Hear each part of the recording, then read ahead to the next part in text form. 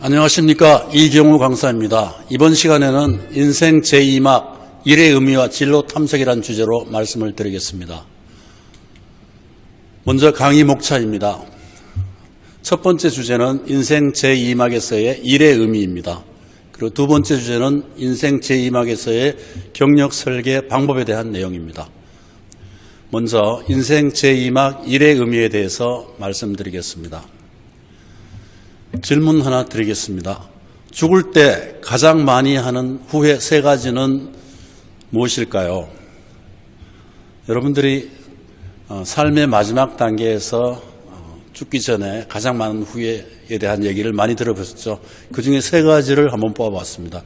첫 번째는 사랑에 대한 얘기고요. 두 번째는 일에 대한 얘기, 마지막에는 태도에 대한 얘기입니다. 자, 첫 번째는 사랑하는 사람에게 고맙다는 말을 많이 했더라면 하는 후회입니다. 사랑하는 사람에게 사랑을 표현하는 것이 정말 중요한데 그것을 후회한다는 게 첫 번째고요. 두 번째는 진짜 하고 싶은 일을 했더라면 하는 후회입니다. 이번 시간의 주제와 관련이 되죠. 진짜 하고 싶었던 일을 왜 사람들은 살아있을 때 하지 못했을까요? 우리는 인생 제2막에서 진짜 하고 싶었던 일을 할 수 있는 기회가 주어져 있습니다. 세 번째는 조금만 더 겸손했더라면 하는 후회입니다. 인생 2막에서도 자신의 태도에 대해서 반성하는 그런 계기가 필요한데요. 조금 더 남을 배려하고 나를 낮추는 겸손한 자세 2막에서 필요합니다. 근데 두 번째 후회 있잖아요. 진짜 하고 싶던 일을 했더라면 하는 후회는 이번 일과 관련된 주제로서 의미가 있다고 생각해서 말씀을 드렸습니다. 자, 그러면 제2막 인생 설계에서 일의 의미가 무엇일까요? 일은 인생 제2막뿐만 아니라 전체적으로 두 가지 큰 의미가 있습니다. 첫 번째는 일을 통해서 자아를 실현하는 것입니다. 내 자신의 정체성 그리고 자기의 효능감을 일을 통해서 실현하는 것이죠. 두 번째 의미는 일을 통한 소득 확보, 즉 경제적 의미입니다. 제2막 인생 설계에서는 경제적 의미도 중요하지만 보다 중요한 것은 자아 실현의 의미입니다. 제1막 인생에서 자신을 희생한 삶이 였다면 제2막 인생에서는 나 자신을 위한 일이 되어야 됩니다. 일 자체도 나의 자아 실현과 연결된 일이 보다 필요하다는 의미에서 제2막 인생 설계에서 자아 실현은 중요하다고 하겠습니다. 자, 그래서 새로운 일을 선택하는 네 가지 원칙 제2막 인생에서 한번 같이 알아보겠습니다. 자, 첫 번째 원칙은 자신의 가치를 드러낼 수 있는 일을 찾아야 합니다. 내 자신의 가치를 훼손시키거나 오히려 드러내지 못하는 일은 제2막 인생에서 배제하는 게 맞겠죠. 두 번째는 일의 삶을 맞추지 말고 일을 삶에 맞추자. 무슨 얘기냐 하면 일보다는 내 자신의 삶이 우선입니다. 내 자신의 삶은 나 자신의 가치를 실현하는 것이죠. 이 삶의 일을 맞추는 것이지 일에 내 삶을 맞추는 삶은 되어서는 안 된다. 그리고 세 번째 원칙은 일과 삶의 균형입니다. 요즘 워라밸이라고 해서 일과 삶의 균형을 많이 얘기하죠. 퇴직 후에, 은퇴 후에서는 특히 중요합니다. 일만을 위해서 계속해서 퇴직 후에도 산다면 인생이 좀 각박해지겠죠. 일과 삶, 일과 여가의 균형을 유지하는 원칙이 필요합니다. 그리고 마지막 네 번째는 사람들과 함께 일하자입니다. 가급적이면 사회에 뭔가 가치 있고 의미 있는 일, 보람 있는 일을 하는 게 퇴직 후 제2막 인생에서 일을 선택하는 원칙이 되겠습니다. 자, 이어서 인생 제2막의 경력 설계하는 방법, 프로세스에 대해서 말씀드리겠습니다. 인생 2모작의 일, 경력 설계 프로세스는 다음과 같이 진행이 됩니다. 첫 번째는 인식을 전환하는 단계, 두 번째는 자기 이해의 단계. 자기 이해 단계에서 중요한 것은 자신의 흥미, 직무 전문성, 재능을 이해하는 것입니다. 세 번째 단계는 이 자기 이해를 기반으로 해서 단기 및 중장기 할 일을 선정하는 단계입니다. 단기적으로 할 일, 그리고 중장기적으로 할 일을 다양하게 여러 가지 복수로 선정해 보는 거죠. 네 번째 단계는 직업 가치 판단과 우선순위 설정을 하는 단계입니다. 3단계에서 설정한 여러 가지 일 중에서 그 일들의 직업 가치와 우선순위를 판정해서 내가 정말 할 수 있는 일들을 추려나가는 단계죠. 마지막 단계는 이 추려진 우선순위에 각해서 예를 들어 세 가지를 선택했다고 한다면 그 각각에 대해서 직업 정보 탐색과 실행을 추진하는 단계입니다.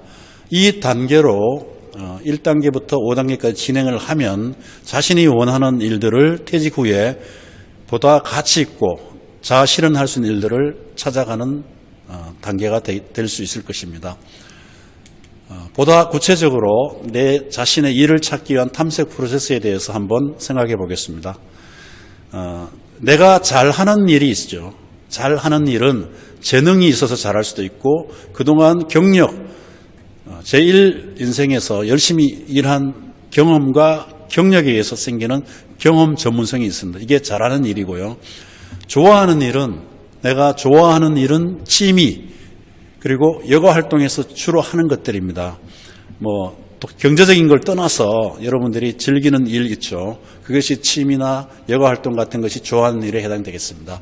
그리고 세 번째는 누구나 꿈이 있습니다. 하고 싶은 일이 있습니다. 퇴직 후에도 마찬가지겠죠. 내가 꼭 하고 싶은 일, 버킷리스트라고 하기도 하는데 이 세 가지 잘하는 일, 좋아하는 일, 하고 싶은 일, 이 세 가지를 각각 하고 그러다 보면 공통되는 부분이 있습니다. 그리고 겹치는 부분이 있죠. 이것들을 합쳐서 나중에 진짜 내가 하고 싶은 일의 우선순위가 결정되기도 하죠.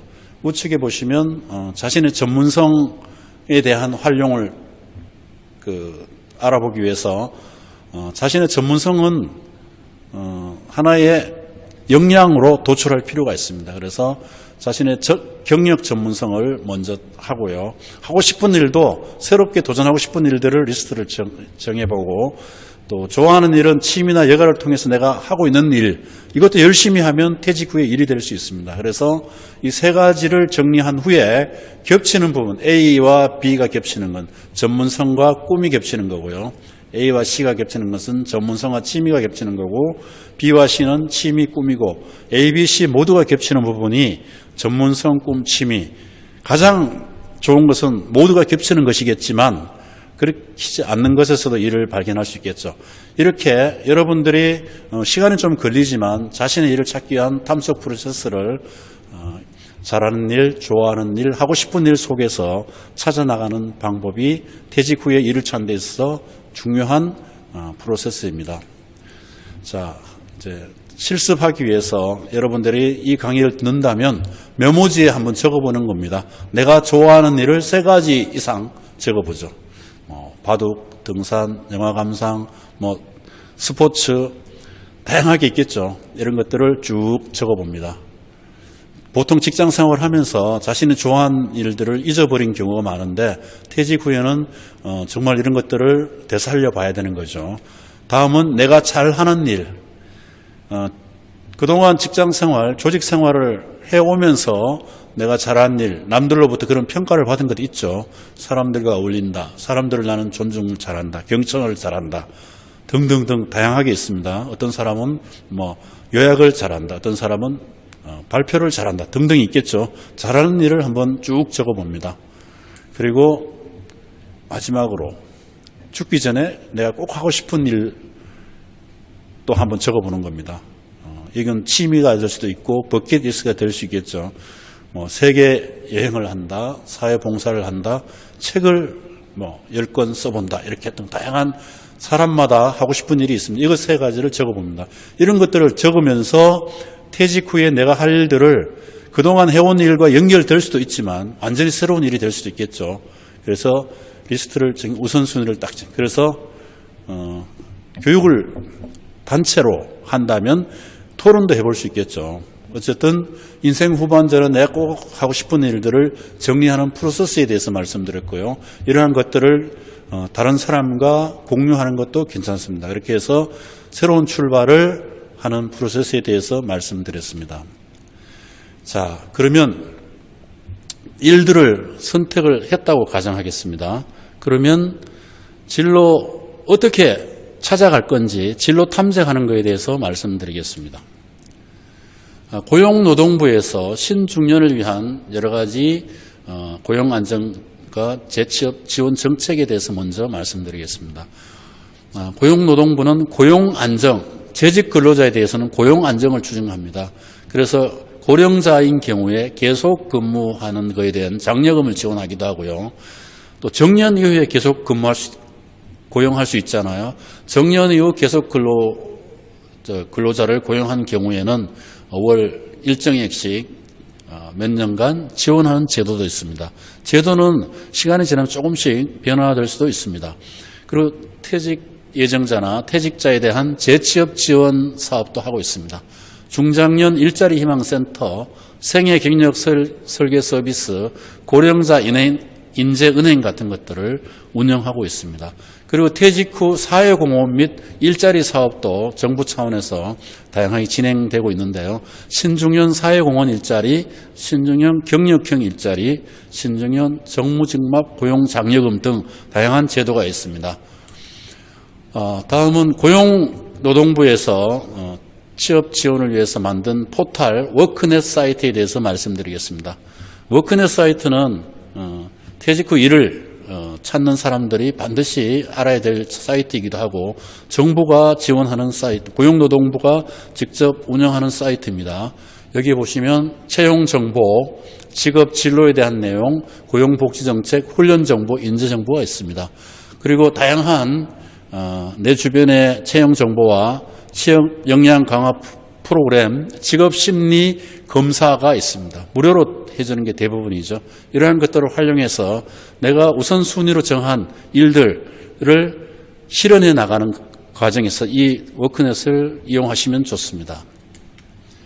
자, 그리고 이제 향후 10년간 일자리 전망과 요인에 대해서 지금 우리 고용노동부 산하 한국고용정보원에서 연구한 내용을 잠깐 소개해 드리겠습니다. 이건 큰 트렌드이기 때문에 보시면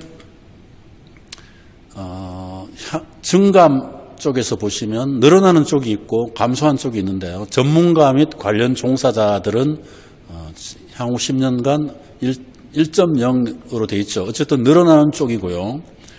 또 늘어난 쪽은 서비스 분야가 늘어납니다. 그리고 단순 노무 종사가 늘어난다고 되어 있는데 퇴직 후에 택배라든지 다양한 일들을 또 할 수 있잖아요. 그리고 정신노동보다는 육체노동이 어떻게 보면은 건강과 스트레스 해소에 도움되기도 합니다. 그래서 단순 노무 종사자도 늘어나는 걸로 되어 있고요. 이제 반대로 줄어드는 것은 판매직, 또 농림업은 인구 자체가 줄고 있죠. 그리고 기계 조작 및 조립 쪽도 주는 걸로 되어 있습니다. 큰 트렌드에 대해서 말씀드렸고요. 그래서 이 큰 트렌드를 기반으로 해서 내 자신의 장기적인 일에 대해서도 생각할 필요가 있어서 소개를 드린 겁니다. 그리고 일자리가 장기적으로 변동하는 그 원인, 요인 크게 8가지인데 그중에서 확실한 요인과 불확실한 요인이 있습니다. 확실한 요인 5가지, 불확실한 요인 3가지인데 그중에 확실한 요인이 가장 중요하겠죠. 확실한 요인 첫 번째는 인구 구조와 노동인구의 변화입니다. 우리 사회에 앞으로 장기적으로 가장 크게 미칠 영향 중에 하나 인구 구조 변화인데 세계에서 가장 빠르게 우리가 인구가 감소하는 나라로 알려져 있죠. 저출산, 고령화, 1인 가구 증대 같은 거시적 인구 구조 변화와 함께 생산 가능 인구 감소, 여성 경제활동 증가, 외국인 근로 증가 등 국내 다양한 노동 인구 변화를 예상할 수 있습니다. 그리고 일자리 관련해서 두 번째 변동 요인은 산업 특성 및 산업 구조 변화입니다. 최근에 이제 4차 산업혁명과 같은 산업 구조가 고도화되고 또 새로운 AI 같은 것들이 나타나면서 여러 가지 과학기술 발전에 따른 산업 구조 변화가 함께 이루어지고 있습니다. 그리고 이제 전 세계적인 문제인 기후변화, 에너지 문제에 대해서 ESG 요즘 강조되지 않습니까? 다양한 환경 요인에 의해서 일자리가 변동되고 있습니다. 그리고 이에 따른 사람들의 가치관과 라이프 스타일 변화가 일자리 변동 요인의 확실한 요인 중에 하나입니다. 이 5가지가 여러분들이 앞으로의 일자리의 변화의 요인 중에 확실한 요인 5가지라는 것을 기억하시고 참고하시면서 향후 내가 하는 일들이 어디에 속하는지 한번 따져보시는 것이 필요할 것 같습니다. 그리고 이제 불확실한 요인 3가지는 대내외 경제 상황 변화, 이거는 불확실하죠. 세계 및 국내 경기가 어떻게 전개되는 것에 따라서 또 영향을 받고, 기업의 경영 전략 마찬가지죠. 여기에 따라 영향을 받고, 정부의 정책이나 법 제도 변화 또한 일자리에 영향을 주고 있습니다. 일자리 변동 요인 8가지 대해서 알아보았습니다. 자, 마지막 퇴직 이후에 인생에서 늦은 나이에 도전하여 기적을 이룬 사람들을 백세 수첩이라는 책에서 간단하게 소개하면서 동영상으로 만든 것을 한번 같이 보시겠습니다.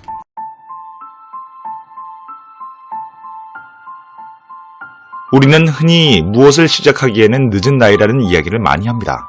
현실적인 제약 때문에, 나이 때문에 하고 싶은 것을 포기한 적 있나요? 늦은 나이에 창조력과 행동력으로 기적을 이룬 사람들을 소개합니다. 1. 장앙리 파브르. 파브르 곤충기로 유명한 장앙리 파브르. 그가 10권의 곤충기를 완성했던 나이는 85세였다는 것 아시나요? 파브르는 평생 생활고에 시달렸다고 해도 과언이 아닌데요. 정식 교사도 아닌 임시 교사로 일했습니다. 파브르는 30년간 몸담은 교육계를 떠나 인생의 말년에 곤충기를 쓰는데 매진했고, 이 곤충기는 그의 대작이 되었습니다. 2. 미켈란젤로. 그는 젊은 시절에도 많은 작품을 남겼지만 90세의 마지막 순간까지 론다니니의 피에타를 만들었답니다. 비록 미완성으로 남겨진 작품이지만 90세의 나이가 예술의 열정을 막을 수는 없었죠. 나이 때문에 좋아하던 일, 가슴이 두근거리는 일을 잊고 있었나요? 지금도 당신의 마음에는 그 열정이 잠자고 있답니다. 3. 타샤 튜더. 밤새 동화책에 들어갈 사파를 그리면서 모은 돈으로 56세가 되던 해에 버려진 땅 30만 평을 사들인 타샤 튜더. 그는 60세가 되는 나이에 정원을 가꾸기 시작했습니다. 이후 10년 넘게 직접 땀 흘려 정원을 가꾸었고, 마침내 그 정원을 사람들에게 공개했을 때는 그의 나이 70살이었습니다. 온종일 직접 가꾸어 만든 타샤의 정원, 또는 비밀의 정원으로 불리는 그곳을 그는 전 세계인과 나눌 수 있었습니다. 4. 그랜드마 모지스. 75세에 처음 그림을 그리기 시작해 101세에 세상을 떠나기까지 1600여 점의 작품을 남긴 미국의 국민화가 모지스. 평생을 농장 안악으로 살았던 모지스는 소일거리 4만 5톤 자수가 관절염으로 어려워지게 되면서 바늘 대신 붓을 들었습니다. 88세에 올해 젊은 여성으로 선정된 그랜드마 모지스. 그는 말했습니다. 인생은 우리 스스로 만드는 것이다. 이전에도 그랬고 앞으로도 그럴 것이다. 5. 베르나르 올리비에. 은퇴 후 최초로 실크로드를 도보로 횡단한 그는 기적의 노인이라고 불리는데요. 놀라운 도전을 마친 후 그는 늦은 나이에 비행 청소년을 교화하는 봉사단체를 설립했습니다. 노년의 새로운 도전은 그에게 새로운 사회적 역할을 만들어준 셈입니다. 그는 말했습니다. 은퇴란 멋진 것이다. 그것은 인생에서 완전한 자유를 갖게 되는 특별한 순간이다. 세계적인 노화학자 마크 윌리엄스는 습관이 주는 편안함의 유혹을 이기는 것에서부터 잘 읽기 위한 준비가 시작된다고 말합니다. 달리 말하면 창의적 노화는 지금까지의 삶에서 굳어진 인식, 습관, 통념이 주는 편안함을 거부하고 새로운 경험을 마다하지 않는 것에서부터 시작할 수 있습니다. 100세 시대, 우리가 100년을 산다면 당신의 타임라인은 지금 어디에 있나요? 무엇을 하기에 늦은 나이라고 말하기 때문에 하고 싶은 일을 포기하지 않았나요? 100세까지 늘어난 시간을 의미 있게 보낼 수 있도록 지금 그 자리에서 남은 시간을 다시 상상해보세요. 무엇을 하기에 늦은 때란 없습니다. 우아한 어른으로 희망차게 살아가야 할지, 힘없는 어른으로 불안에 떨며 살아가야 할지 선택은 당신에게 달렸습니다. 늦은 나이에 새로운 꿈을 이룬 사람들, 어린 시절 장래 희망을 상상하듯 하고 싶은 일을 찾아 도전할 수 있습니다. 지금 무언가 도전하고 싶나요? 도전을 미루고 있나요? 100세 수업을 만나보세요. 책갈피였습니다.